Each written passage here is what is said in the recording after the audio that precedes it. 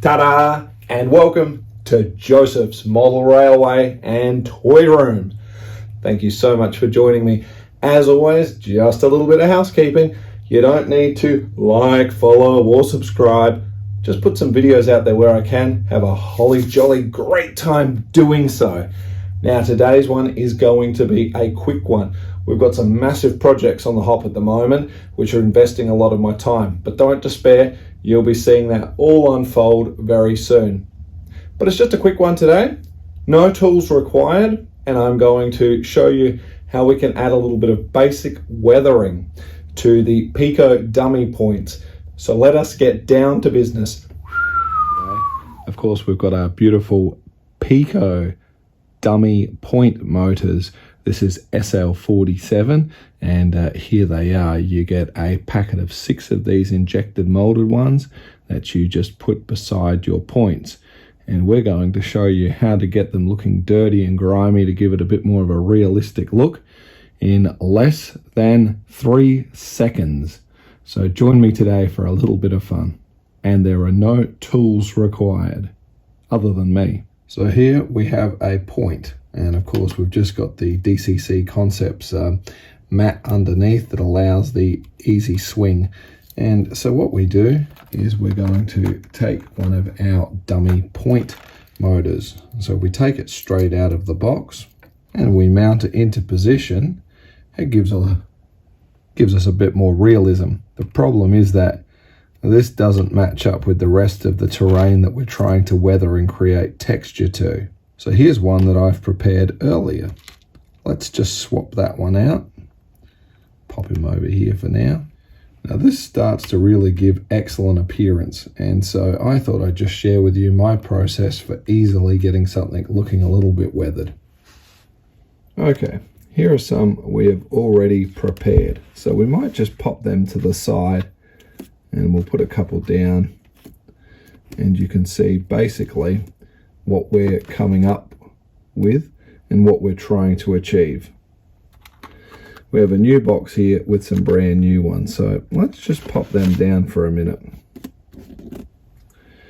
Now there's a various bunch of ways you can do it, but the way I've been doing it is to basically just take any one of these. You just need a model wash. Now this is the Vallejo grey, and I also have a dark grey. It really doesn't matter on what you're doing. However, for the most part, if you want a quick result, go for the dark grey straight away, because you can always wipe it off if you're not happy and start again, but saves you having to recoat. So we give it a quick shake up, pop these ones aside, doesn't matter what surface you're using. Now we're going to open it up and blip, blip, blip. Now, it's up to you if you like. I don't mind using a finger if you so choose, but it's not a bad idea to just pick it up and just give it a bit of a rub around. Again, you could take a brush if you wanted to. If you don't like getting your hands dirty, so be it. Now, once we've done it, we've got a little interesting problem. You can see the material is sort of beading up. We can sometimes end up with some really, really heavy spots. I'll just wipe my hands for a minute on a scrap piece of paper towel. And with my dirty finger, you can see the buildup that is here. Now, if we leave it to dry, it's going to get a little bit too thick. And I don't mind if we end up with a little bit of spotting like we do on this one I did before across the top. That's not too bad at all. But the trick to clearing this up is to just blow on it. Look, you could use a straw, but I'm not really that fancy. I'm literally going to blow on it like I'm blowing out a birthday cake. You may need to just hold them down a little bit. That's my bad. The camera's in a terrible spot, so it's not where I usually would do it.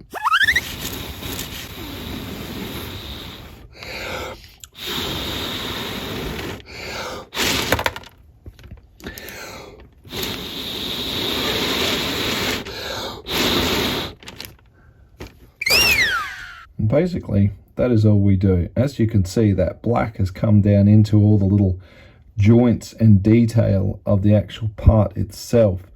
If there's something you're not happy with while it's still moist, and it's going to stay moist for a little bit, you can just rub it and give it that texture as needed, but it's going to give you fantastic detail.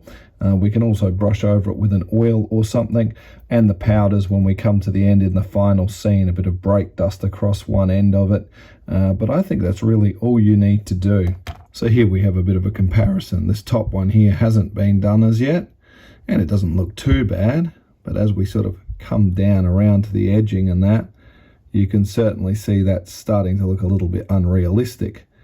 As we come down on this one, you've certainly got some of the better detail around it that sort of looks like it's sort of been there and had a few movements and done its job over time. And if we just come in on some closer shots here at Noodle Knocker Junction, you can sort of see how these seamlessly just fit their application nicely.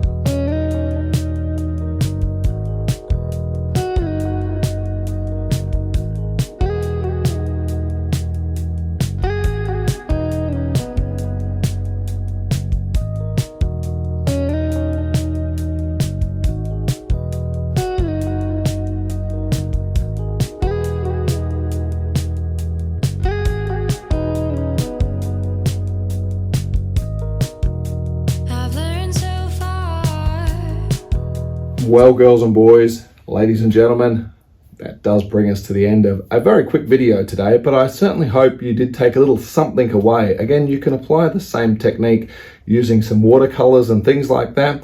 You can even just use natural grimes and things like that to create a bit of an effect. But you can see that it makes a tremendous difference, and it's just one of the little touches that I do to bring some key scenes to life here. And I notice my cow that's having a drink has fallen down. Up you get, Bessie. So ladies and gentlemen, girls and boys, as always, until the next one, please do stay safe, and I'll look forward to seeing you in the next one. Toodles!